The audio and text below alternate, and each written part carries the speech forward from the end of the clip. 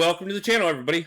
I wasn't quite for sure where I was going to start all of this out, but after doing a little bit of thinking, a little bit of looking through the different videos and everything throughout the weekend, I thought I'd start with one of the panels that there's really very little controversy.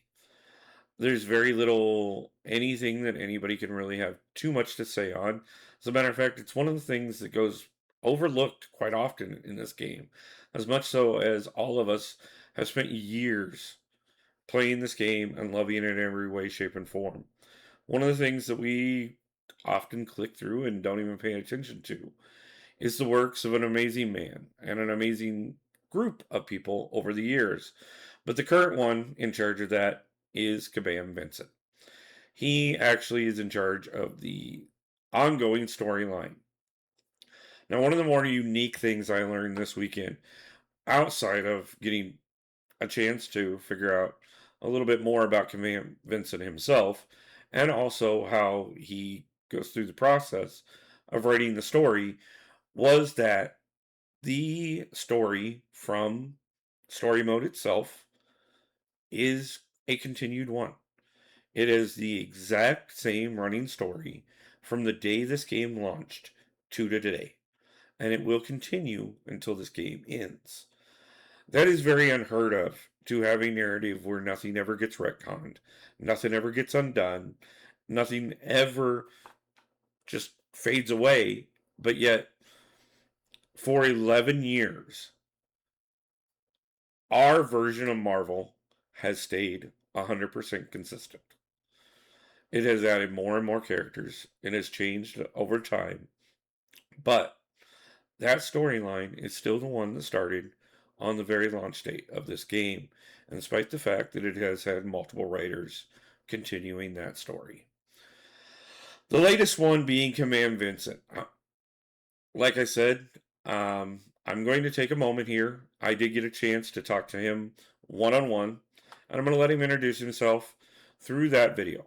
I am going to apologize not only to himself, but to the community, because I am going to edit a little bit of the camera work, but you'll get all of the audio.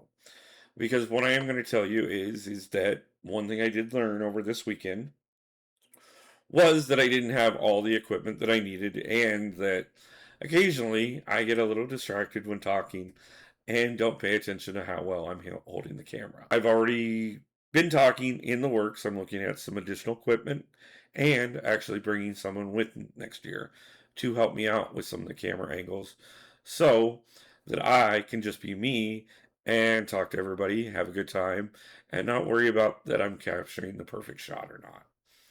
So I will apologize, because some of the panels that are going to come out over the next few days, the shots aren't always there.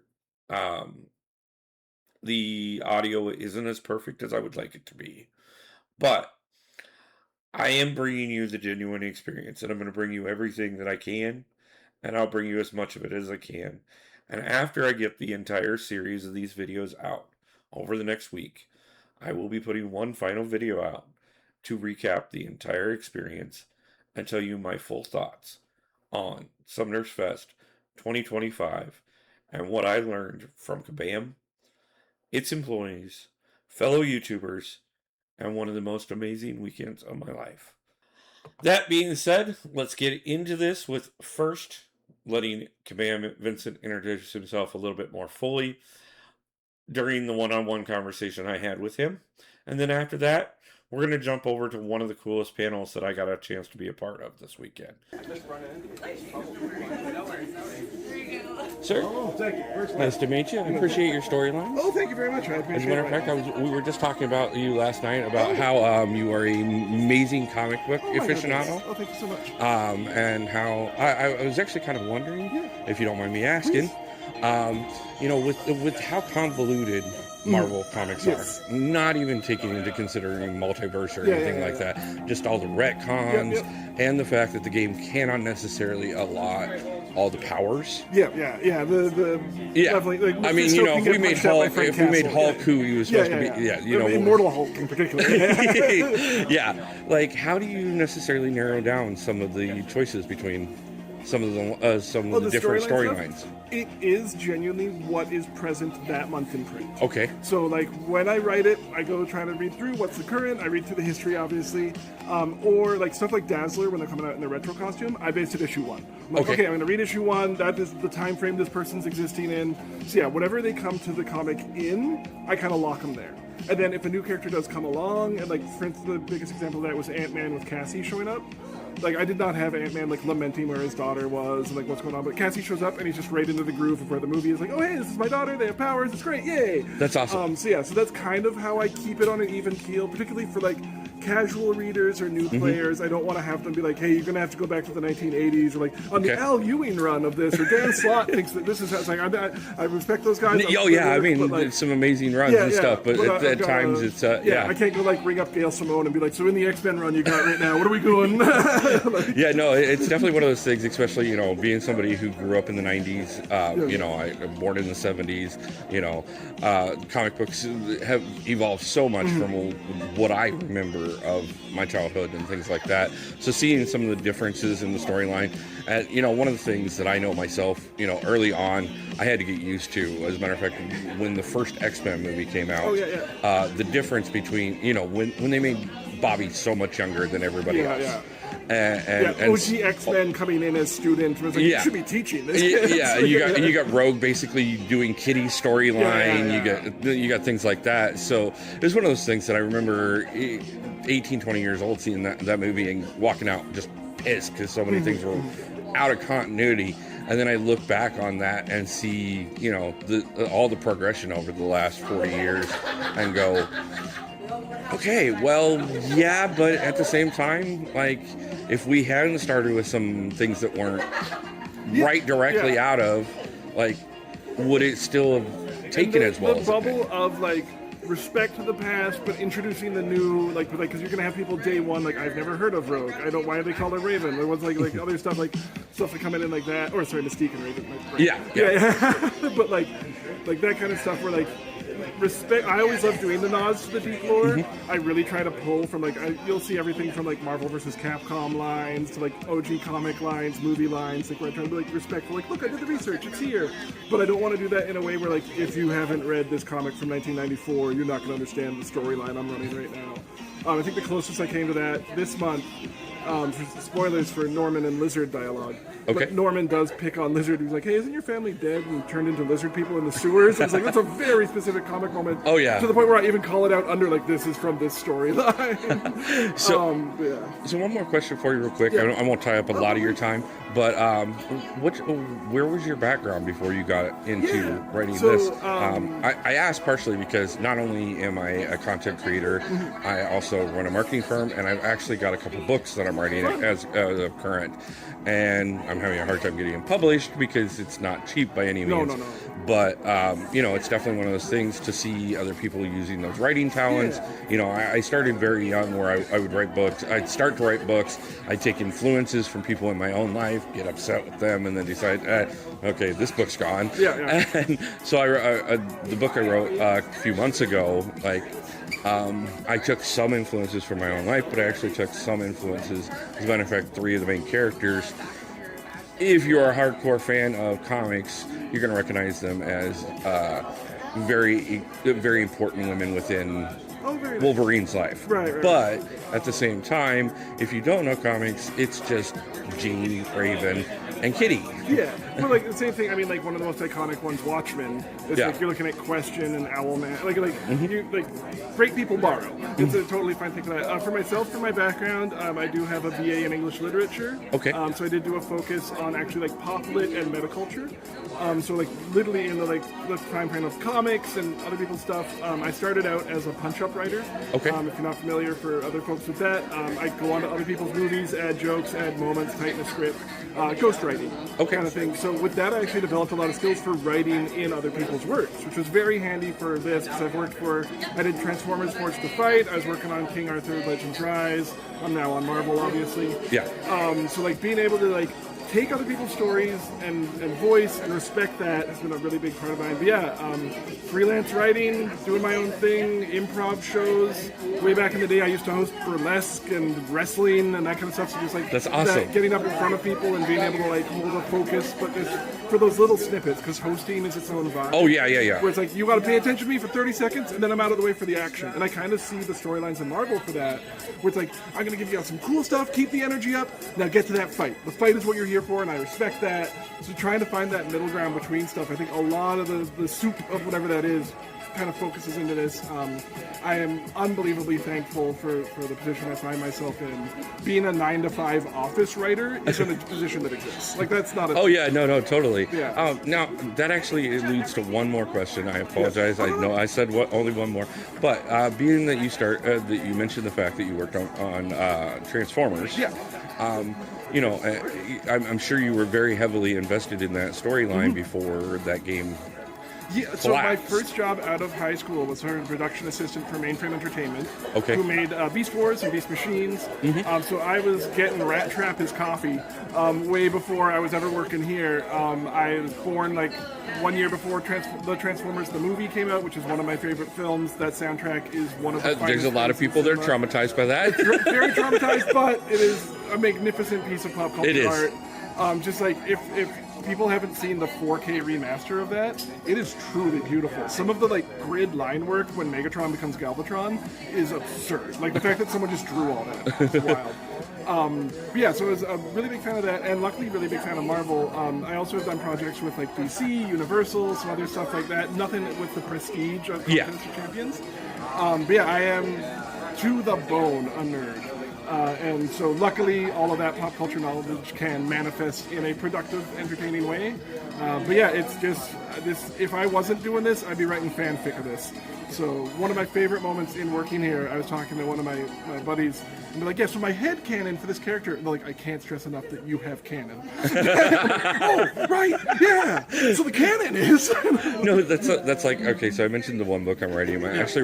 I've actually got plotted out 5 different series, and they're all very different. But the sad thing about it is I've already got it plotted out in a way that you will find something that is a reference to one of the other series, and eventually they all are a multiversal type thing. I call that the wave. Yeah. When like you're in a story and like the people paying attention, people doing it, and you're like, hello, I was over here, you caught it. You and me, we're on the same level. Hello. And I do that. I try to do that in our story too, of like Pepper Stuff Fame, where people are like, was this a reference to this thing 5 months ago? Hello. Yeah. One of the books I'm working on right now is a post-apocalyptic book. Okay.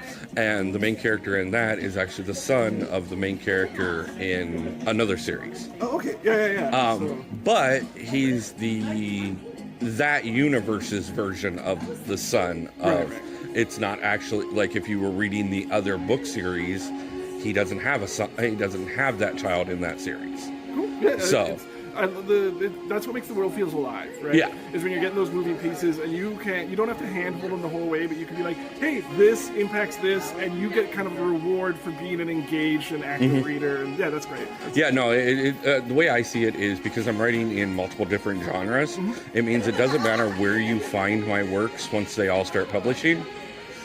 If you find one of them and decide you want to explore into another one, you don't have to explore into that one to get the it's still very satisfying on its own, but it gets an extra level. That's cool. I wish you guys luck with that. That sounds awesome. So it's really nice to see somebody who does that writing talent and things like that, and see how the continuity goes in different directions and things. Yeah, and the contest can be really challenging too because we do have 2 continuities. Yeah.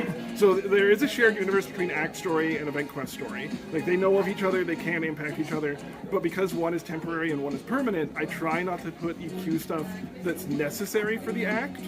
Because it's just not fair. Like if you come to trying to get your prestige later in the game, and you now are missing important information, like, well, what are you gonna do? So they have to 2 storylines constantly moving, but next to each other, but not. Yeah, so it's fun narrative challenges. Oh, I'm sure it is. It's I'm sure trying to watch the crossover just enough without trying to influence one or the luckily other. for Marvel, it can be the kind of thing like, listen, sometimes Spider-Man solves a problem, sometimes all of the Avengers, and I just try to keep like act as more Avenger level threat, and then the rest kind of. Yeah, definitely. So I might have stuck into the stage. But no, I appreciate it. so Thank you much. for your time. Thank you. If you've played some other Kabam titles, you could have also read my work on Transformers Forged to Fight. I was the main writer on that for about 75% of its lifespan.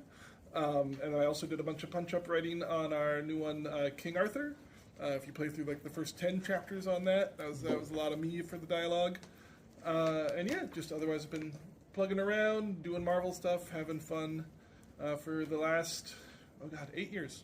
So, yeah, but been a professional writer for good, quarter, if not more, of my life, which is fun. But yeah, I'm good to start if you guys are good to start. Yeah. So let's start her out. All right, so writing things in Marvel Contest of Champions. I did not, and I can't stress this enough, prep this presentation. No matter how much they asked me to, because I thought it'd be more fun improvisational-wise. We'll find out if I'm you right. were a debater, weren't you? I was a debater. I was in debate club in school. I was also in AV club. I was in the yearbook club. I wasn't in band, but you'd think it. My debate coach in high school complained to me every time because I refused to write a single prep for anything. Love it. But at the same time, I won state championships left and right. In previous lives for stuff, I've been, as you can see, a burlesque host. I did used to host burlesque internationally. I got to go to Munich. I've been to as far off scenic places as Calgary. On that, I also hosted wrestling. I've been a hot dog chef for a gourmet hot dog restaurant, very important to the process of things. But work side, I've got a Bachelor of Arts in Fine Literature and English Lit Studies with a focus on meta literature and pop culture, which means I read a lot of comics and wrote a lot of papers that my teachers didn't want to read. But that applies well to my job today. So what goes into writing for Marvel is a really interesting, many-step complex problem because I have input on the other teams. So I'm on the champion team, I'm on the design team, I'm on the marketing team, but I also have to do the whims of what do we have coming out? What's going to fill different spots? What's going to be interesting? So what I thought we could do today as an exercise is we're going to reimagine a month if scheduling worked out differently and we had to write an entirely new story. So what I've decided is to look back on it, and what we're going to do is write an EQ that would have had Scream and Dazzler come out in the same month, rather than having them split up over things. So the first thing we do is know we've got these two right here. Those are going to be our boss spots.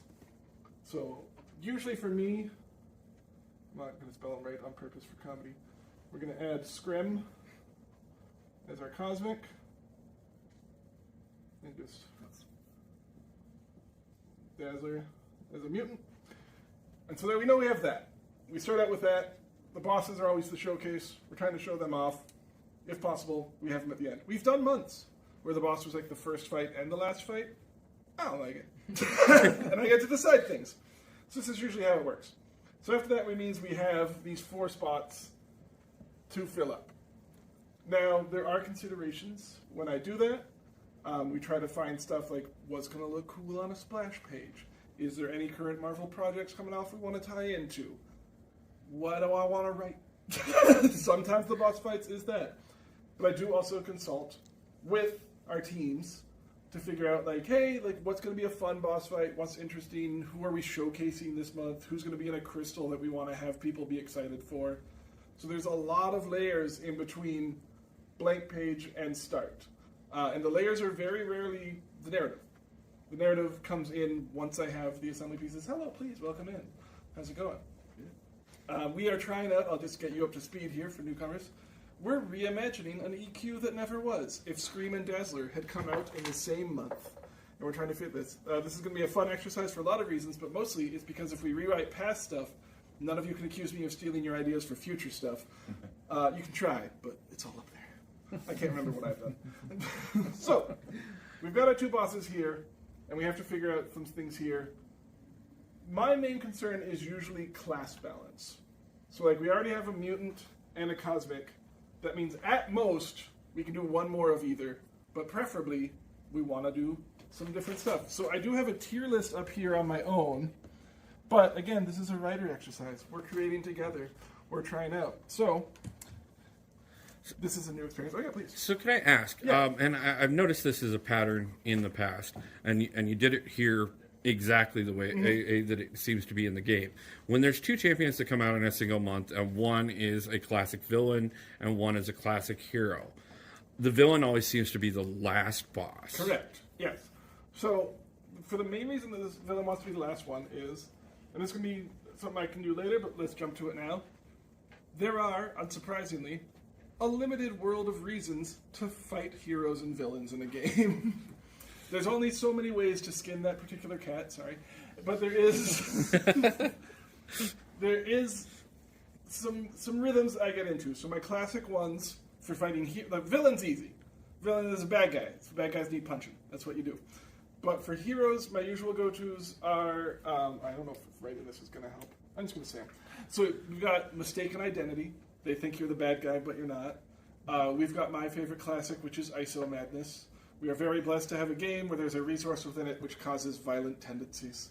And so a lot of times I just say like, oh, ISO got them. Now they're fighting you. There is duplication, or like basically the opposite mistaken identity where you think they're the villain. We saw that with like Lumatrix copying over Okoye when they came in. So the Okoye fight, you weren't fighting Okoye. You were fighting the duplication made by Lumatrix, but same difference. And then of course you've got just like my favorite one out of all of them, they kind of wanted to fight you, which we did one time with Spider-Punk. We actually wrapped up the story before his fight. He was the last fight in it. It was before his chapter. And he's like, everybody else got to fight the Summoner. I feel left out. I'm going to take a swing at him, just for fun. I also did that with Nico and Carolina. Nico's last fight, again, the story was wrapped up. Everything's fine, but you punched Carolina, and Nico's going to punch you back for hitting their girlfriend. And I think that's great. So we have that. So I find it easiest to put the villain in the end here. That's my usual default. But as we work this out, we'll see if that's where we want to keep it. And that's totally fine. But what I'm going to do right now is open the floor up to the first fight here. What do we want as a class? We can start there. What class do we think would be fun to start out with if we've already, knowing that we're going to have a mutant and cosmic later? Skill. Skill? Done. Love it. But again, I can't stress enough, we have now got 10 times more writers in this room than the game usually has. Because usually, this is me, alone in a room, listening to records. So, I have a list here of my suggested first bosses, because I had to have my design team tell me who they want in what spots, because I started pitching shit, where it was like, I think a first fight against Serpent would be fun. And they're like, we beg of you to play the game. So, we don't do that now. Now I have a list. But I'm interested to hear, we can compare and contrast. Name me a couple skill champions we think could be a fun first fight in a thing. So again, it's open to the room. Feel free to participate as much or as little as you want. Otherwise, I will continue to talk. They can't stop me functionally. Netflix Daredevil. Netflix Daredevil, okay. Black Panther Civil War.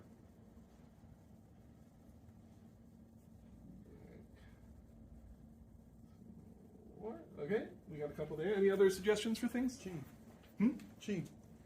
Chile. Chillis. I do want to bring her into the game more. I do like Chile. Killmonger, for sure. Kill? Okay. So that's 4. So this is what I usually do is I list out a few, and then as I assemble the rest, that helps me balance more through it, because now I've got the options, right? So we've got skill, we got Mystic class coming up later. What class do we want for the second one there? Mutant. Mutant. Yeah. We can do it. Already got mutant. No, so No, we do the, I don't mind to repeat, the usual rule I have is you have to have at least one class in between. Let's do Mystic. So I don't like doing a mutant back to back, but like, you want to do a mutant here? Does that make sense? So again, like a little forward thinking of like, we know we've got X-Men stuff, we know we've got Spider stuff. Mutant's not a bad choice. I got my list here, but let's start hearing some second boss fight mutants. Colossus. Colossus, I like a Colossus. Havoc. Havoc. Let's get some summery feels in here. Wolverine. Wolf. Okay, let's get one more in there. Jubilee. Jubes. Okay. We're good. We've got a skill. We've got a mutant. I'm going to call a Mystic for this one. So I just want a Mystic in the middle. So again, we're going to do 4. CBS Tigra. Supreme. Tigra. This is not a pop quiz, by the way, to make you guys have to. So I heard of Symbiote Supreme. See if we remember their names. Yep. Simsup. 2 more. Man Thing? I love Man Thing. Harder on dialogue, but I manage. Man Thing, my tip for dialogue, and you can try this out on your own, I find it fun, because he only speaks in ... dots or grunts for me, but I'll do like a ... question mark, exclamation mark, and it's surprisingly emotive. Because it's like, it's got the full, that's fine, please find a seat. We're sorry, just, I'm no, late. it's Yeah. fine, we're just plotting out a story here. Okay. Okay, so. Let's go Mangog for the 4th one. Oh, we're just a man. Oh, sorry. I thought you meant for like this spot. Like, oh, we're just deciding Mangogs here. All right. I'll have to call Al Ewing to see if he wants to write again. But Al Ewing, amazing for it. Was really fun. He did write the Mangog when Mangog came in. He got to come in and write that story. And it was heartbreaking to have to be like, you have to write less lines. Please, we only have. So one thing to keep in mind with all of this, one thing that's immovable, as far as I'm concerned with our text, is every quest gets 4 encounters. Every encounter has a maximum of 10 lines. That's the story. We get a little extra one here as an epilogue we've been adding in for the last couple of years. Is that the continuation of the story? Yeah, so the epilogue is like, because we've, in the acts, it's fine, in my opinion, that like it ends on cliffhangers every time.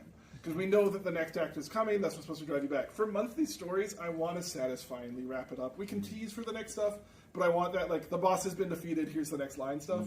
Because we've had many, many years of, like, I'll show you what, like, who controls this battle realm, and then there's a fight, and then the story's done. You'd be like, it's not really satisfying. Yeah, so okay, so we've got this start up here. We got skill, mutant, mystic, Science. Science is good. Sorry. Okay, so let's see on my list here.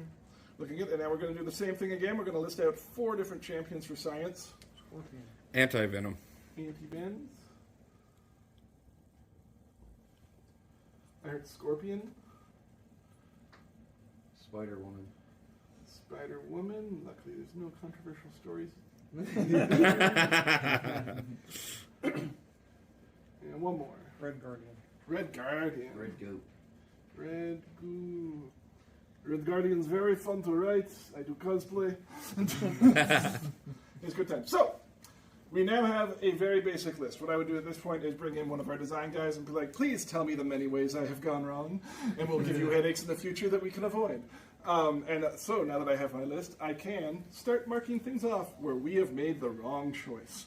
The good news is that both Daredevil and Black Panther, those are checks for first bosses. Where is Shield, however, we have listed actually pretty far along. So I'm going to do a little sad on Shield, because Shield would be more kind of like in this area. Which is good. Good to know. This is why I have my list. It's not impossible also to pop them in between these ones. I just try to give as little headaches as I can moving forward. I'm also now letting you know things to expect earlier in fights. Which is learning as we go. And let's see, Killmonger on my list. See, they're so upset about Killmonger. Killmonger's also a little lower. So we're going to focus on, we're going to cross out those 2. Daredevil or Black Panther. Now, I do like both as options, but I like Daredevil more, and that's my choice, because I want to write a Daredevil story. And let's pretend this is a week or a month where there's a Daredevil show coming out. So we want to throw him in there so that we can get some sort of image on the feed. Actually, the time this came out, that wouldn't have been unreasonable. Okay, so we've got Daredevil as our skill. So moving on that, we kind of, now since we've got one locked in, that kind of helps aim the other ones. So as I'm looking at that right now, we've got Daredevil. That means I'm definitely going to want someone to interact with Dazzler. I like that Jubilee there. Double Colossus and Dazzler have a good... Colossus and Dazzler are also really nice. Just double checking my list. Both work. Colossus is a little lower. So I am going to circle in. So we are going to write a story at the end of this, I promise. But this is what it looks like for the dirty work of it. So I'm going to go Daredevil Jubes. Now we're going back to Mystic-y kind of thing. I do like Man-Thing in here. Man-Thing's pretty fun, but I also like Mangog. But Symbiote Supreme gets the symbiote. You see my problems. You see how I actually do this. So this is where I go back to the list. Be like, okay, well, this gets to decide for me. Because who's actually... So Mangog's like a big, perfect placement for me right there. Just going over the list. It's very entertaining to watch a man look at a phone. You do realize that like half of us are YouTubers and the Yeah, other yeah, yeah. half live on YouTube, That's so right. that all we do is watch people look at a phone. So we're seeing that Mangog is in the proper placement, but story-wise, Symbiote Supreme's going to tie in better to Scream, and also it's just fun to say those names back to back. So we're going to go Symbiote Supreme on that one, which does leave us up for here. And again, sometimes we're just going to go vibes. I do kind of like, let's see where Scorpion is dead on the money with that one. Scorpion's in a really nice spot, but so is Spider-Woman. So we're going to go Spider-Woman on that. So we've got our lineup. We're doing Daredevil, Jubilee, Symbiote Supreme, Spider-Woman, Dazzler, Scream. So we get to this point, and I'd usually chug an entire Dr. Pepper Zero, but they had Coke Zero in the fridge over there. And now's about when I actually try to find where the story is. So in most of the stories, as you know, the summoner doesn't talk. So the summoner has to have who I like to call the like chaperone. You need that character who's going to be like, hey, they called you in the action. They're going to explain what's going on at first. They're going to be with you from the start to the end. And on this one, I actually think a good chaperone is either of these characters. So on the Scream story, we had her come in a little later. We actually brought in an outside chaperone with Jessica Jones and having them investigate some stuff in a spooky, scary park. And Scream came in kind of later as an assistant. Dazzler, we were with her the whole time. It was going through a Mojo story. Marvel did shut down a lot of names I had for parody Broadway shows that Mojo could have been running, which was acceptable and fine because they were barely parody. Can't say them out here, but they were like one-word change parodies. It was me having fun. I think I got Hello Mojo was fine because it was like public domain for Hello Dolly. But, so we got to kind of decide who's going to be holding our hand through this whole thing. So we've got a Jubilee fight over here. So we definitely have some sort of like mistaken identity thing to get that fight is most likely. Sometimes at the start of things for like a Daredevil fight or stuff like this, you'll see it pop up a lot for my early fights, is like them double checking the summoner's skills to make sure they're up for this big mission. So there's a possibility there, but I'm opening up to the questions of like, what would be a good reason to start a fight with Daredevil? Well, with him being a street level hero, that's often a confusion scenario. I mean, you look at something like Daredevil versus Punisher, you know, both of them are similarly on the same side, but because of their different techniques, they often clash. That's a good The start. symbiote could break out in New York, and he's tracking it. Yeah, Something yeah. could So have happened. You know, that's actually a catches good piece setting. of it. I mean, New York City is really the fifth one of the characters here. That's a Sex and the City reference. All right. So I do like obviously with this group, we are probably going to have some very New York-centric stuff going on. Of course, currently, as I know everyone's really up on their gameplay and lore in Contest of Champions, we're actually dealing with New Manhattan, which is regrown from the World Tree coming out, which gives us a lot of opportunity for weird stuff happening in the city. In no way is that spoilers or foreshadowing for what's happening in January and February story. So, I have a question also, Yes. too. A while back, they told us that some of the realm of champions Yes. would come into the contest, but we've only ever seen, who is it? Sorcerer at the- Supreme. at the moment, Yeah, Sorcerer Supreme Sorcerer and, Supreme, uh, Pyramid X, Skill. Storm I can't think Pyramid of it. X. We also have the Jabari Panther. That's Jabari it. Panther Yep. and the Iron Man came from Silver that. Century. Silver But Century. it's been a little bit, you know? So It I'm has been a wondering- little bit. So I wrote heavily for Marvel Realm of Champions. I loved that game deeply and truly. I sat on Maestro's throne at New York Comic Con. I stood beneath his giant statue. It was my profile picture on dating apps. It worked. So, with that game, we're recording, right? Great. With that game, I found it delightful. I thought it was very fun. It unfortunately didn't hit the mark where it needed to. This is kind of inside baseball on everything. It just didn't. It didn't find its home. It didn't go exactly how we wanted it to. I thought the matchmaking was actually so good it became annoying because I was perfectly matched every time. So no matter how much more powerful I got, I was still running into what felt like the same type of fight, which was neat, but also bad because you want someone to have at least little periods where you feel super powerful and good at things. But one of the things that game had going for it was we had access to Marvel artists. So it still exists somewhere out there. You can go search for it. It doesn't have official resources. I'm trying to work on that. But there was like comic inserts for stories constantly on that. So I do know the full lore of MROC. It is locked into my head. Parts of it do leak through now and then. The big issue with bringing stuff from MROC is in the canon, the official end of Marvel Realm of Champions, is that the planet done did blowed up. So getting more stuff out of the done did blowed up planet is a little harder narrative-wise. That being said, we planted a world tree on it and brought Maestro back. So there's always possibilities for the future. But in terms of like energy and focus, the part of the game that didn't grab people isn't like the most ideal part of the game to like reintroduce to reinvigorate. But I really do want that War Thor. So we'll see what happens. Or could have picked him up on a ship. Right? You know, a couple planets blew There's a up lot in of the options on there, universe, so nothing's impossible.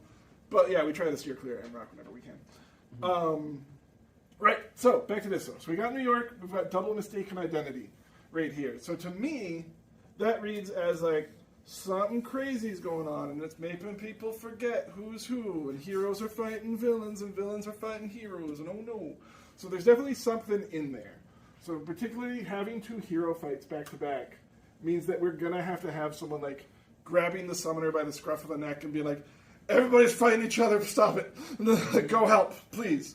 So like that kind of stuff you can see like informs the story just by having like two heroes next to each other and be like, oh, this is the direction I want to go. Yes. I mean, Scream has a mechanic called madness, so There's that. Thank you. We could just lean into that a little bit. I like it.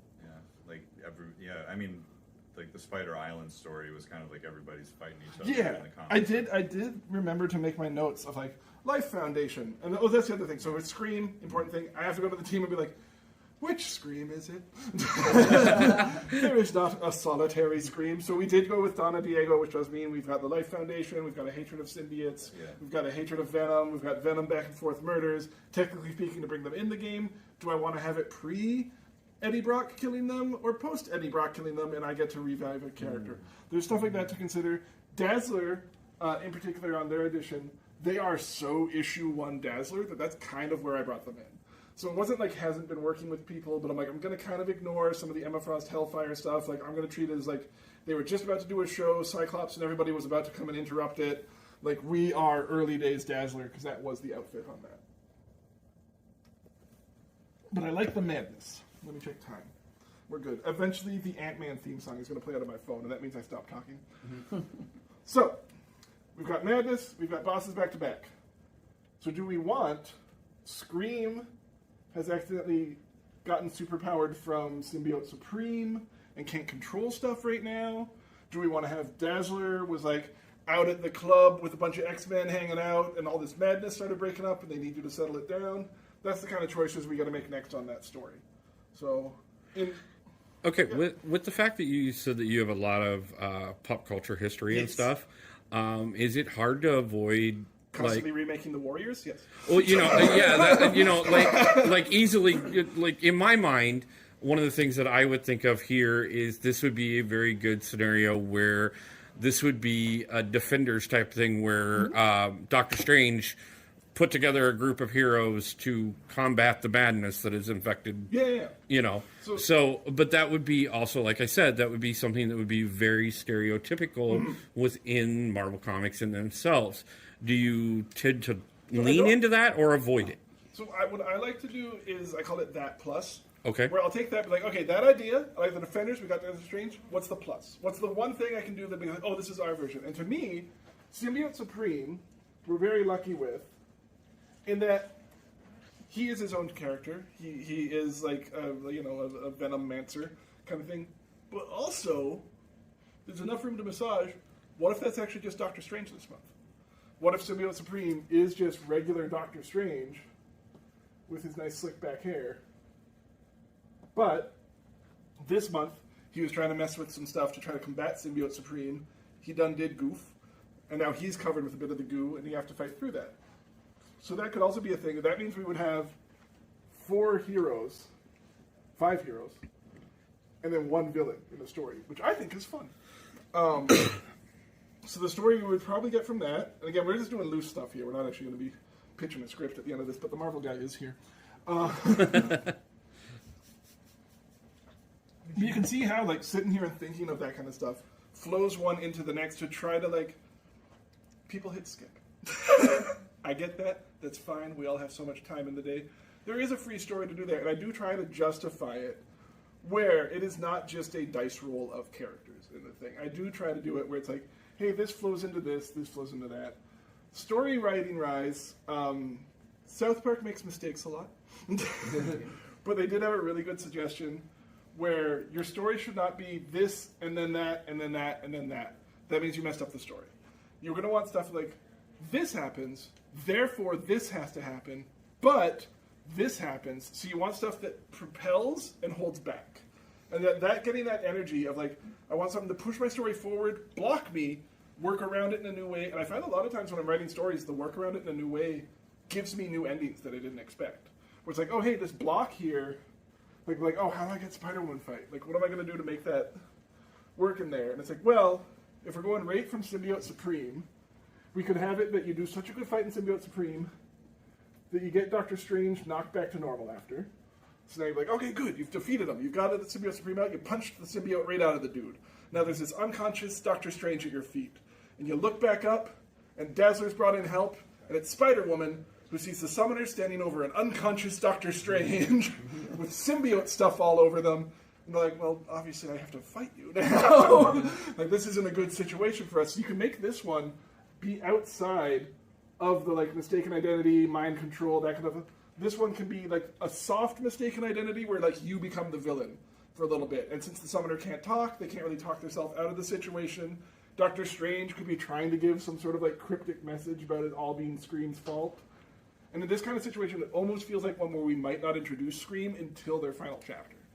Because we do have stuff like that, where like some bosses, unfortunately, don't get the whole thing. I've had a lot of times, usually like, I either introduce one here or here, and a lot of times introduce one kind of here. If it's a hero, they might do the whole round, but there's none of that. This is such an interesting board now. But yeah, so we're going to do that as the soft story right now. So we got a mistaken identity, madness, overwhelming New York City. Heroes are going wild. I'm going to say that Dazzler is the one by your side. Who would Dazzler be out on a night in the town with? I mean, Cyclops would be the classic, but we got the whole battle realm here. We can team him up with someone. Gambit. Gambit, of course Gambit. Gambit's fun to write. So we got Dazzler and Gambit. I hope he gets a solo movie. Gambit. Me too. He's trying to make a name. Just as long as it's not Channing Tatum. Yeah, we'll see. He can tone the accent down. I don't think he will. Time will tell. But okay, so Gambit and Dazzler are out on a night in the town. Uh-oh, everybody go crazy. We need someone to come in as a third party because they're like, hey, listen, we don't want to step in. We don't want to be seen as like a mutant menace on top of stuff. We need someone to settle stuff down.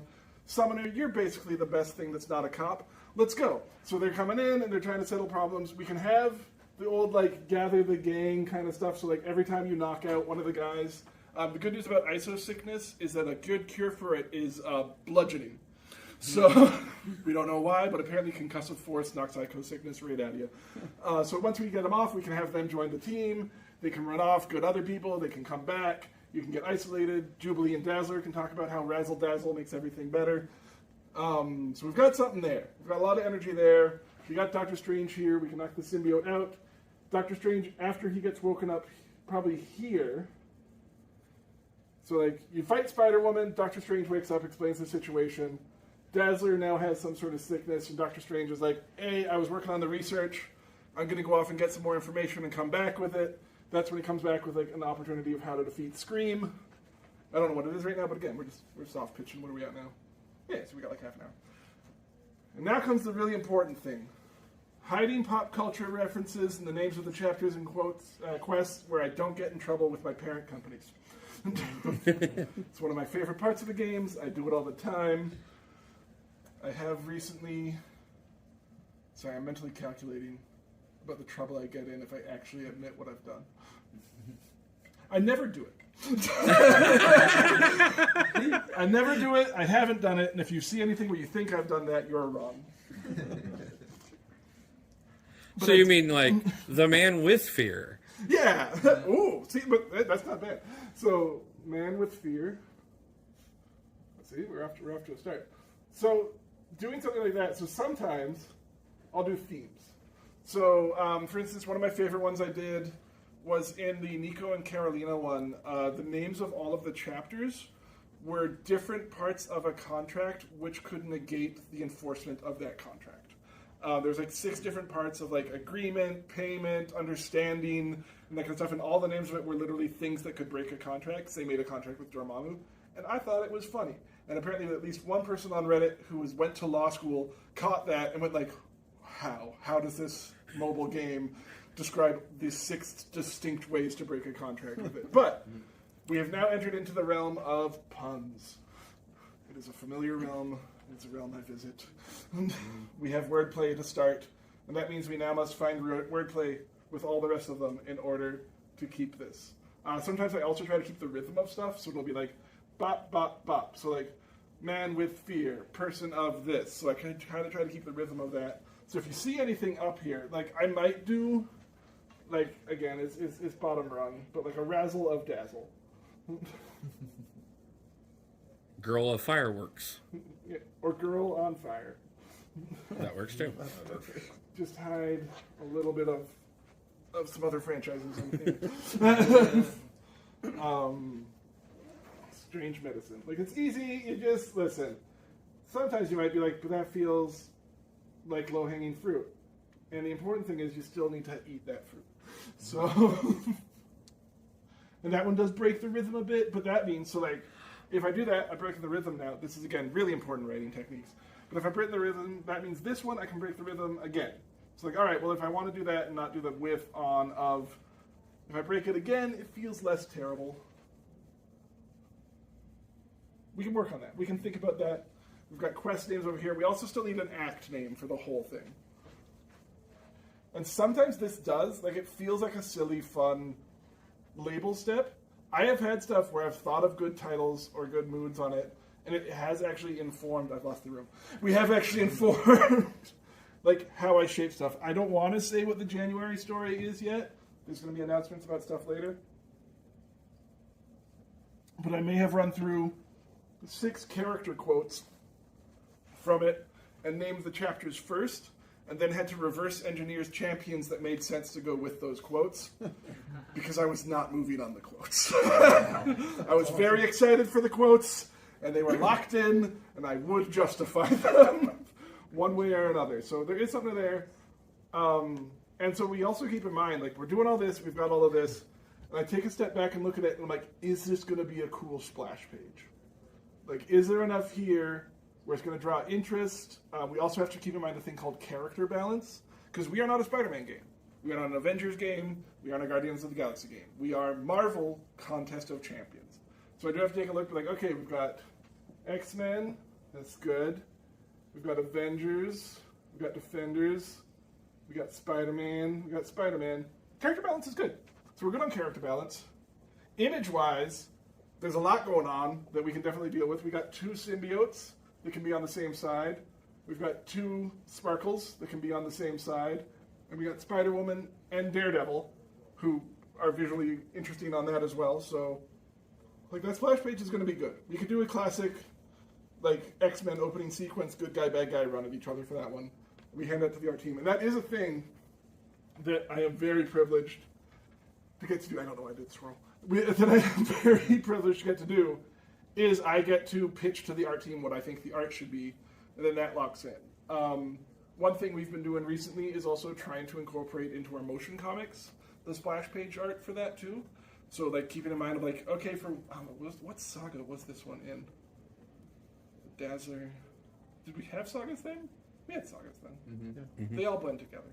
But whatever saga was in the end, I also have to try to make sure it kind of works with that.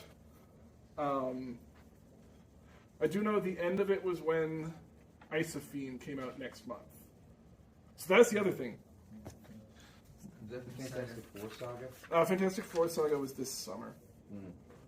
But They all blend. oh, so this would have been about Maestro. This was the Maestro and the Glorious Games. So this could have been that they were all like gathering up to watch the Glorious Games or go and like participate and stuff, and that's when this broke out and they're like trying to get to it. So like again, saga-wise, story arc-wise, trying to get in that. Isophene later, actually at the end of this is why we look to the other months, because it's never in isolation. I do sometimes call them the one-offs, where I have like a fun month. You'll be able to tell which months those are. Thunderbolts this year was my fun months, where it's just like, listen, it's going to kind of tie into the other stuff. I want to make Yelena and Red Guardian say some stuff back and forth, and it's going to be a good time, and it was a good time. I had a lot of fun. They did not tell me the plot of Thunderbolts ahead of time. I watched the trailers like everybody else and guessed. I ended my story with a group hug that saved the day. The movie ended the story with a group hug that saved the day, and I did a goddamn lap in the movie theater. We had rented a private store, and I'm like, I did it! I called that thing 4 months out! So, that was neat. But, keeping in mind the month that came before, the month that came after. So the month that came before this, if we move stuff around, would have been Jack-O-Lantern and Shathra, from how I move stuff here. So we had already some scary times, some stuff going on. The month after this was Isophene. For those of you who did not read the story that month, it's okay, I don't judge you, I'm just sad inside. But when Isophene showed up, voiced by Erika Ishii, who I got to direct, brag. It was fun. They're very nice. If you don't know who Erika Ishii is, they are a deeply talented voice talent. They are the new voice in the PlayStation game Ghost of Yotai. And we got them a week before that game was announced. Wow. We signed them, and I remember signing them and talking to our marketing team, like, a year from now, you're going to be asking me how the hell I did this. Erica's going to be so in demand, and they were super jazzed to be their own original Marvel character. So I really wanted to celebrate them in that month. So the month after this, Isophene shows up and drives all of the Battle Realm into Iso Madness. So we could tie this really nicely into this. We cure the Scream madness at the end, but the city is still going crazy. And we're like, oh no, what's going on? We cured it, we stopped it. What's happening? But this next month, we're going to have to wait till next month and find out why there's still this problem. And that's when Isophene shows up and we're like, oh, it's because they've supercharged it. So that actually really plays a nice, you guys are really good writers. You're doing a great job. Look how well you're doing. But that kind of stuff in, when you're doing the forward looking. So we started with Jack and Shathra, and we're crazy eerie stuff's going on. Thank God that's over. We don't have to deal with that anymore. Oh, there's still some stuff going on. So that 3 month arc would play really nicely there. Still trying to think of a name. Something so we got Dazzler and Scream, and not doing some sort of screamo metal reference feels like we're a missed opportunity there. So there's definitely something of that something like Shouts in the Night. There's something like that. Some mysterious, ooh. And keeping in mind, the mass messaging rhythm usually has something will Dazzler be able to identify the source of this madness? Or will Scream overcome the entire New York City? Find out in Shouts in the Night. You need some sort of grabs you kind of thing. So we got that going on there. But yeah, this is shaping up. So, again, I can't stress enough. I do this every month. Alone in a room, slowly losing my mind, in a glorious way that I am most thankful for. And out of all of this, we haven't had to go through the usual troubles of, okay, well, we can't actually use Jubilee because you know what? X-Men 97 is coming out. We're having to save all the X-Men we can for an X-Men event. We don't want to burn them on this. We were watching the new What If stuff's coming out, and Doctor Strange has 3 episodes in that. We're going to want a Doctor Strange event. We can't burn them on this EQ. So congratulations. This is really good. The script's looking really nice. But we just got word that we're actually going with Man-Thing now. So Doctor Strange is actually totally out. So all your storyline for Doctor Strange is gone now. So that's fun for you. And you know what? Just Wolverine and Jubilee, we can't go with that. Colossus, we can't go with that. And then you just get to rewrite stuff. And that's fun. So we'll be looking at that, and that's why I do the list like this. Is so when I get that kind of stuff, I can be okay, well, all right, we already have a spot for this, a spot for that. I can kind of move over on the stuff here. And it looks like, do you mind if we use Havoc? No, you didn't have Havoc plans? Okay, great, we're going with Havoc. mutant class, and I can't stress this enough, can be the biggest headache. Because this will shock you. Most of them are X-Men. I don't get a lot of Spider-Man action on the mutant class. I'm trying. I promise I'm trying. I want to complete the Infinity Gauntlet of Spider classes as well. There is a mutant Spider-Man, right? Yes. So, it's hard. So there's Nightcrawler in the Spider-Man costume. Man-Spider is more mutate than mutant. In the current run of the Age of Revelation, there is a radioactive Spider-Man who's actively fighting off an X-gene infection and growing tiny little arms out of his sides. And that has potential. Yeah, they did that in the 90s Spider-Man cartoon where they actually full-on mutated him and he went to Xavier for... The thing with classes, and again, like our classes can be pretty fast and loose, but with mutant, we really, as much as we can, try to put them into the X gene. Mm-hmm. So the difference between mutant and mutate is that like activation of inherent inside you, and that sometimes that gets activated by like outside radiation or trauma or stress or you're Deadpool, and then it gets taken away, or sometimes you're Squirrel Girl and you're not mutant and we have to have a whole conversation about it. But like mutant itself can be a really hard one because for the most part we try to keep that pretty. In Scarlet Witch to like you can do give Scarlet Witch. everybody genes or something. And mutant doesn't really Like, have any that champions way. from monoliths either, right? They're a big part in people becoming mutants. Yeah, so like that one can be a lot harder. Okay, now, obviously, a lot of this has changed since the beginning of this game. But early on, obviously, there was a lot of contractual issues for Marvel itself.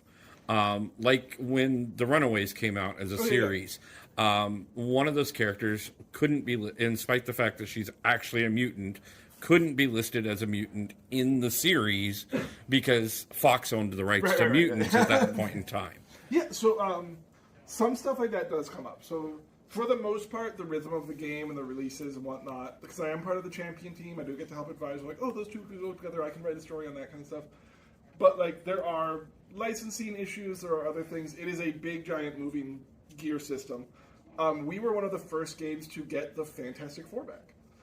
So when the Fantastic Four returned back to Marvel properties and doing stuff like that, we were back in our year 4 appropriately of our game because we got that really nice 4th anniversary trailer. We were like really jazzed, like we have the Fantastic Four, we have their villains, we have them, we can do a whole year worth of stuff, and we can do that, and that like changed the whole dynamic of what we were going to do for that year. Because like I can't remember what it looked like before. That was the year I came in, so I wasn't in the higher level meetings on that. But like I just remember just all of the attention be like, we have Fantastic Four, we're rolling with it. So stuff like that can change the dynamic. So like as an example coming up, we know this summer we have Spider-Man stuff coming out. We want to do that. We have X-Men stuff coming out. We want to do that. We did a Marvel Zombies event. We had to decide like how big, how small do we have to do? How much timing do we have? How much access do we have? So a lot of it does as like, you know, polite inside, don't want to break NDA rules. But like it does come down to like how early they tell us they want to participate with us. How much attention do we have to it? Are other games going to be more focused on it in a bigger way? So maybe we're doing a smaller event because there are a lot of lovely titles under the top of it. I play a lot of Marvel Rivals. I am a Squirrel Girl main, and you can just deal with that. But it's fine. I'm a Squirrel Girl main on that. I'm usually on support. I do Cloak and Dagger and Sue for the most part. These are important lessons we're learning. But but yeah, so like there's a lot of moving parts that make it a very interesting technique of someone who's like a writer. And so my background of being specifically a punch-up writer, which is like taking other people's scripts and ghostwriting in their tone and That's inflection. me all day, bro. Yeah. So like that's actually a really good skill. And honestly, I write fanfic. My job is fanfic. I think I was telling you earlier. I had a conversation with one of my coworkers, and I'm like, so my headcanon for what's happening with Doctor Strange. He's like, I can't stress this enough. It is canon when you write it. And I'm like, oh. But I'm going to draw my funny little doodles later. I'm so excited. And like, fanfic is a legit and powerful tool to utilize to learn to write in other people's voice. You can mess that up. You can get weird with it. I used to run a bar show where I read bad fan fiction out loud for tips. If you paid me extra money, I would do it as Shaggy and Scooby. But you gotta make $1. But that is all considerations to go in. So, like, this was a perfect example. Let's do whatever we want. These are the two champions. We don't have to think about the other months around it. But, like, there are, as you can see, so many moving pieces of what goes into a story. And there's stuff like here, like, where you get to do your fun and games, you get to shine through. I've been writing crystal names since I started here. If you've seen stupid crystal names, you're like, that's the dumbest reference possible. There should be no one that knows that. You are welcome. That was me. For legal reasons, Oceans of Time was in the Bram Stoker book for Dracula, and certainly not just in the movie. And do not check on that. But, What about drawn conclusions for C4? oh, okay, yeah.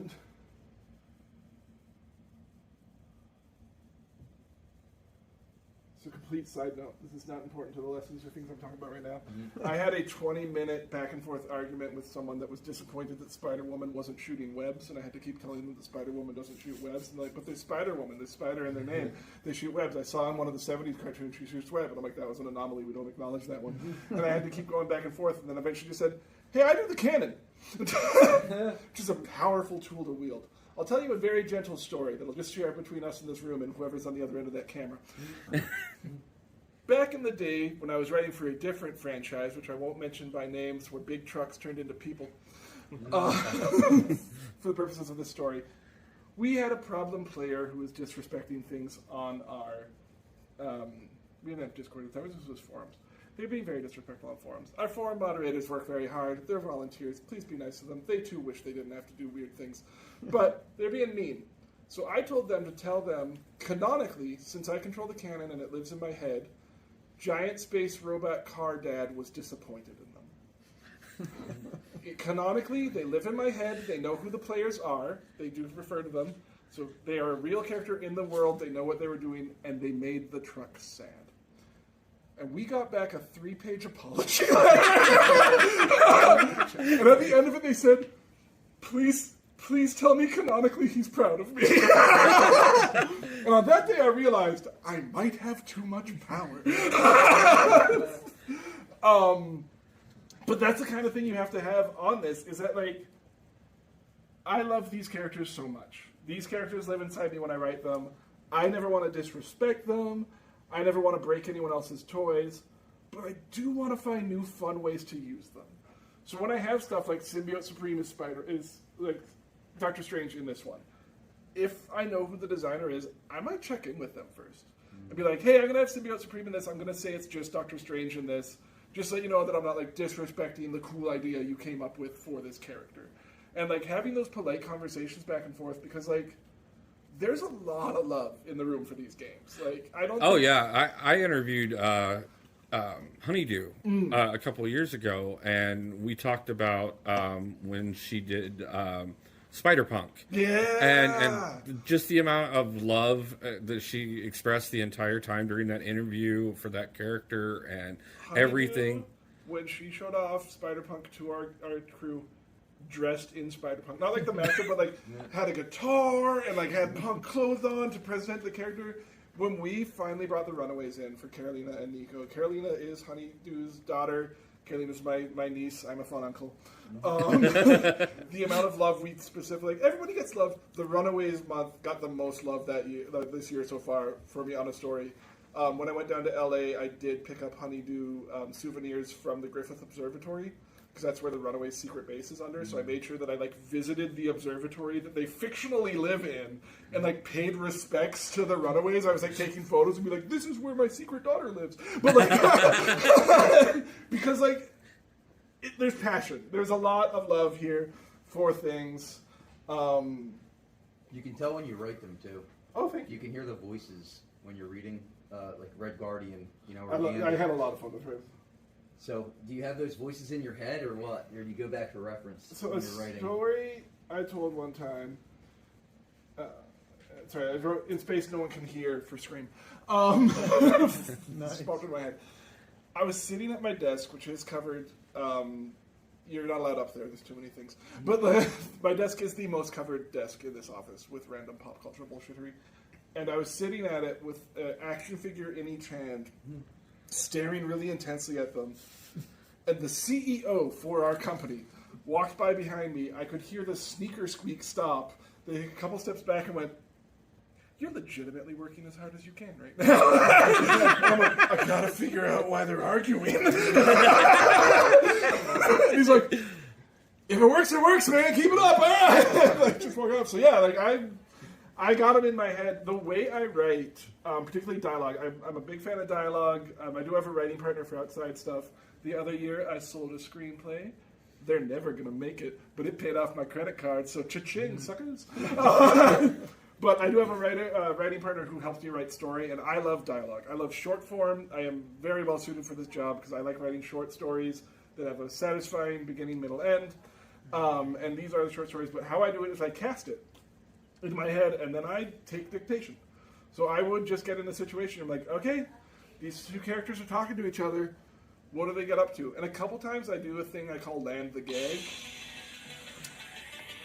Let's dare to be stupid. We got 5 minutes. But a couple times I try to do a thing called land the gag where I will have an idea in mind. I'm like, I really got to get to that. That's going to be really funny. So I'll like aim the story as hard as I can. It's basically like being a DM for myself on these kind of things. And I'll try to aim the story as hard as I can towards the gag. And sometimes I actually do abandon it. Because I'm trying to get to it, and it's just like, hey, you know what, the story, the way it's steered, I got to abandon this gag. That's a shame. The big one we had, going back to Thunderbolts and Red Guardian, is we knew that we were going to have the Summoners rank up champion in that one. And I wanted to find a satisfying way to make us have that character reveal and go through stuff. And luckily, a couple months before, I happened to write a story where there was like a bunch of cryogenically frozen X-Men who were being corrupted by Dark Beast. By the way, Beast is still canonically evil in our game. He popped up in the Frankencastle story. Still evil. We'll figure that out later. But like, as I was writing that one, I'm like, oh, like Cyclops is in a couple weeks. I'm gonna make that his cryotube is missing in this story. So like, they had a little like subnote of like, hey, like we're looking for Cyclops' cryotube. It's gone. And in the Thunderbolt story, they were hired to like transport mysterious tubes. And at the end, it busts out and it's a completely remade Cyclops. And it's like, oh, he got remade in the tube. That's the justification for why he looks better and is doing better stuff now. Is like the time in this tube powered him up. And so like, I can steer towards that gag.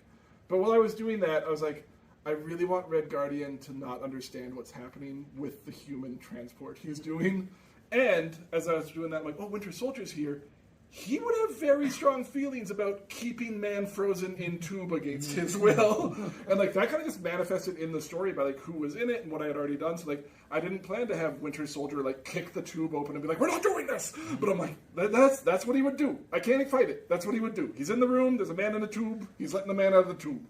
That's what we're doing now. So like having moments like that where like knowing the characters and reading the backstories, so much reading. I'm at the comic book store every Wednesday. They do not reimburse me. I'm buying that out of pocket. But it's fun. It's good times. But yeah. So I didn't think that was going to fill a whole hour. We got 3 minutes for Q&A. Anybody got questions about the upcoming narrative for Marvel Contest of Champions? We do. I'm going to go over here, but I'll go right over there. I'm curious, so if this were to be a real story, how long would it be before it would be released in game if you finished and submitted it today? Like, what's that time? So right now, I'm working on March. Like just as an example of where I'm on my script. So I'm on the March script right now.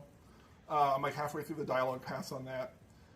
And like overall narrative of like order of champions who I know are coming up, I'm at the end of 2027. So we have like a long runway. Whoa. And then, yeah, and like so when it's that far away, I don't lock story beats in because I'm like a movie release might change and we will completely have to change all of this. But like yeah, like. Long picture, I can see the end of 2027. Short picture right now, I'm writing offer messaging still for December, writing story for March, planning out saga stories for the end of 2026, knowing the champion list of 2027. So it's... and Avengers Doomsday's coming, right? 2026? Yeah. Oh, yeah. I can't imagine that there will be any tie-in between the two of the things and all that for the sake of not revealing things, but yeah. I like writing Doom. I write our Doom exclusively third person, and I've had other Dooms call him out for that being annoying. So shout out to one of the legends in our community, Rich the Man. At one point in time, he tried to actually cover all the narratives each month and actually put out the story as you guys present it and write it. Obviously, you know, with the fact that he's a very limited production and everything, that's something that fell to the wayside. Have you guys ever considered, you know, especially for your credit and everything, actually releasing the story itself as its own standalone thing, so that if somebody wanted to sit down and read the past chapters and stuff? Yeah. Absolutely. So, a thing I've been doing recently, I think the last year or so, is adding in the editor's notes. So if you read through it, I will call out, like, hey, this happened in, like, September of the 2024 EQ. Like, sort of like that. So that's at least calling back to, like, remind people that there's a very long story. Like, we are one of the only Marvel stories that has an uninterrupted 11-year run. Like, a lot of comic books, a lot of runs, like, they'll eat them, like, this is technically, the 2014 story ties directly to what I write next month. Like, that's all been one story, which is wild. I am currently in talks with our community and web team to get an archive up. It's just a tool issue right now. It's a timing issue. We've had other focuses right now. But the website is getting revamped. We are doing stuff to it. And it is a top priority for me to at least get the last couple years backlogged. And then see where we have access in the other files. It is a slight... I don't know if you know the history of Doctor Who. Oh, yeah, yeah. Yeah, we got a Doctor Who problem where, like, eventually, like, the 2014 stories and stuff, like, those are just kind of on a dude's hard drive. and that dude don't hear no more. So, like, we are going to start running into gaps, but I have been the main writer for 2.5 years now. And the years before that were very well documented, so we do have a lot of access to story, and it's all been approved. It's all stuff ready to post. For the EQ, I do refer to it sometimes as, like, writing a stage play. Where, like, you can write the same script, you can perform at the same time. Every time you perform it, it gets a little different. And also, like, if you're not there to see it performed, it's gone. And so a lot of times it does feel like that. Where, like, I wrote my little play, it went up live for a month, it's gone now. It's like, I want to go see it. We didn't record it. It's gone. You have to go be in the theater. And so, like, there is that to it. I think that does make some of it special, where it's like a little reward. Like, if you weren't there for that month, you didn't get the story, because it's gone now. But it also means I can't directly connect them to the act stories, because then we lose stuff. And it would be weird to just go between two acts and suddenly have the story jump dramatically forward, because someone decided to put the rest of the story in EQ. I'm the main writer now. But yeah. That's what it looks like in my head every month. And putting that on a screen in front of strangers has been terrifying. So thank you all very much for joining in. Are there any other questions before I close up there for the sake of the panel, and we can get to the other things? Or? One more, if you don't mind. Now, the original concept of Contest of Champions, especially in the comics, was a war between the Grandmaster and the Collector. Yeah. The game, you know, at one point in time leaned into that quite a bit, but it seems to fade away quite in, you know, later years of the contest. Has there ever been a discussion about the idea of remembering that that's where this all started? Yeah. I can answer that with a really quick question. Have you watched the television show Supernatural? Yes. Cool. So in the first season of that, there's like one demon, and that's the whole focus. And then by like the last season, like one demon problem is how they start the cold open. And that's kind of where we're at now. So like the Collector and the Grandmaster were these like giant, crazy forces. But now like if you've beaten both of them, that means you've made it maybe halfway through the story. And so they're like, they've kind of got a little sitcomized, where like now they're the goofy uncles. And so I would love to find a way to charge them up again, to give them that like oh no, the goofy fun neighbor found a mystical weapon, and we all kind of in trouble now. The big problem I run into is that like it is a big machine with a lot of moving pieces, and finding that like villain of the week, big bad boss, does fall a lot of times too. Doomsday is coming. So like, hey, like, you know, they got all these guys, and first of all, I also think we need to make the traitor a playable character. I can't imagine why, but I voiced the traitor in a lot of our old commercials, but might come up again later. Keep a note of that. But yeah, definitely is a thing to keep in mind. I do try to keep it in the background. Karina being good has softened them a bunch, because we have Karina, so it would be weird for her uncles and father to be like, we're taking over and doing terrible things, and having Karina be like, no. But she's also in a coma right now, canonically in the story. Spoilers for the current storyline. So we'll see how that plays out. But yeah, no, they are a consideration in my head. I think they have definitely turned more towards, after being defeated and humbled and put into their place and stuff like that, they are more background characters now, where they're like, fine, you want to take over and run things? Let's see how terrible a job you do, and we'll laugh as it all falls apart. So like, it's kind of more that's where the villainy is. rather than like, we're going to reclaim the power and take over. It's like, I'd love to see you try. You think you can do better? Go nuts, champ. Like, that's about where they were in the 10th anniversary. No, not the 10th, the 9th anniversary trailer. I have the two of them kind of like reminiscing over stuff. If you do rewatch that trailer, I don't know if the joke landed. I did really like it. Go watch the 9th anniversary trailer. I can't remember if it was Collector or Grandmaster. One of them replaced the body of their statue with a bronze Hercules body, and he very gently like runs his hands over the pecs. And I was very proud of that moment. I don't know if it landed in the trailer, but it was just like, it's not quite how I remember that statue. Well, memory is fickle. But yeah, for sure, it's a hard consideration again because it's been going since 2014. So stuff like that, like Maestro has died, come back, big threat, little threat, background threat, doing stuff with that. Became a playable character. Became a playable character. I would love to see those old bosses become playable. I would too. The problem with those is an animation issue. Yeah. But like, yeah, time will tell. I've got a lot more stories left in there. And yeah, otherwise though, I genuinely thank you everybody for taking time out of the day to come and listen to a weird nerd ramble about what they do with their workplace all day. It was super fun. I thank you all for coming out for that. Feel free to go watch the old Lower Corner episodes I posted on and reactivate a bunch of comments and stuff on that to see if we can make marketing and want to make more of those. There is a recorded episode that was never edited or released. It is the lost episode. It breaks my heart, but it's fun. I think it was on Shathra. Not Chatra. Solvark. There's a Solvark episode of that. And I got 5 minutes?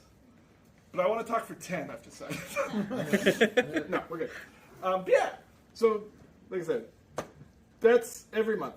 And then, on top of that, if this was an act story, there's 3 bosses each one. And I don't know if you've played through it or read through it, but it's important to note, since Act 8, it has been a choose-your-own-adventure story. So whatever boss you choose in the acts, you actually get a unique dialogue prompt for their fight. Which means every time I write one of these, it becomes 75% longer for those parts. Because I write it so that it makes sense to go into a boss fight, have a unique dialogue thing, and come back out into whatever situation would have happened otherwise. And it started as like, that would be fun. And now that I'm on Act 9.4, I'm like, what's a special curse I've given myself? Is finding unique ways in and out of a 3-point conversation that all ends and begins the same way, but is unique and fun inside. But it's a puzzle, and I like puzzles. So yeah. That's about it. If anyone wants to take a photo of this before they close it up, you let me know. In the meantime, I have been Kabam Vincent. I'm your principal creative writer. You can find me all over here today. I'll be hosting for Who Wants to Be a Summoner tomorrow. Look forward to that. Even sparklier blazer somehow. Nice. And otherwise, you can find me on Discord with Kabam Vincent, and you can't find me otherwise online, and if you think you do, please don't. I would like to have a personal life that's my own. And that's about it. And if everyone wants real quick, I wanted to take a selfie, not to post, but to genuinely send to my mother. So, so we're just going to real quick get up there. And yay, I'm going to send it to my mom. Okay. And thank you, everybody. We'll see you guys in the next chat. We have a story! And there you go, everybody. That is probably going to be one of the clearer panels that I got good footage of over the weekend without a problem. I do want to, again, take the time to apologize. Like I said, I'm going to be addressing some of this. It was a learning process in some of the difference in the volume levels that you're going to get and some of the background noise that was featured in that particular video.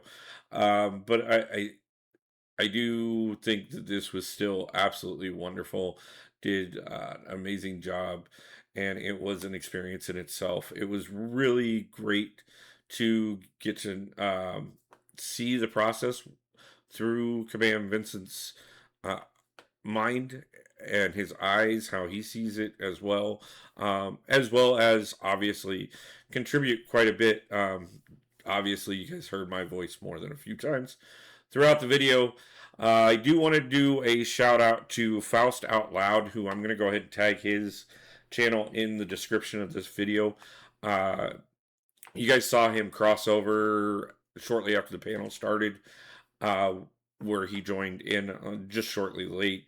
But you also heard him ask and give input several times throughout the different stages of the story process. So I definitely want to make sure that we give him a shout out.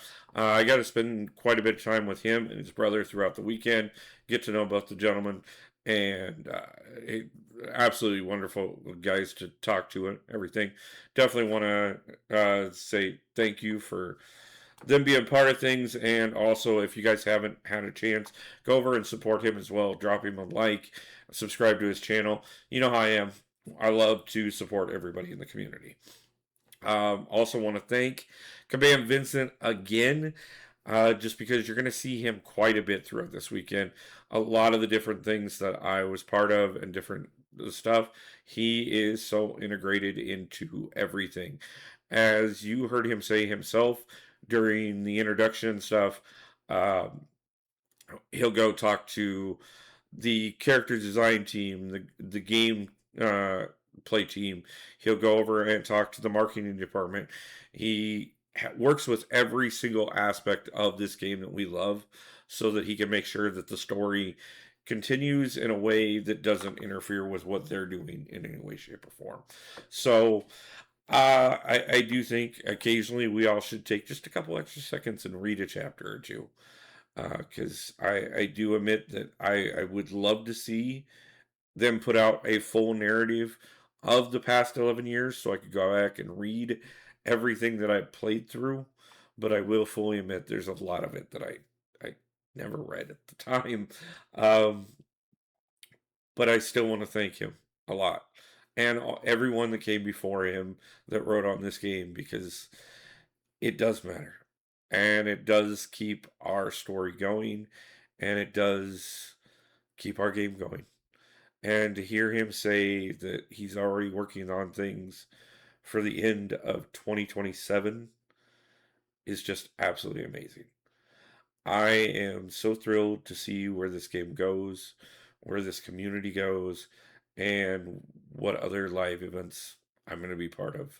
So, guys, as always, I want to thank you guys for taking the time to check this out, be part of everything I am putting out here, and I hope you guys felt as amazing watching this as I did sitting in that room and getting to be part of the experience that is Marvel Contest of Champions.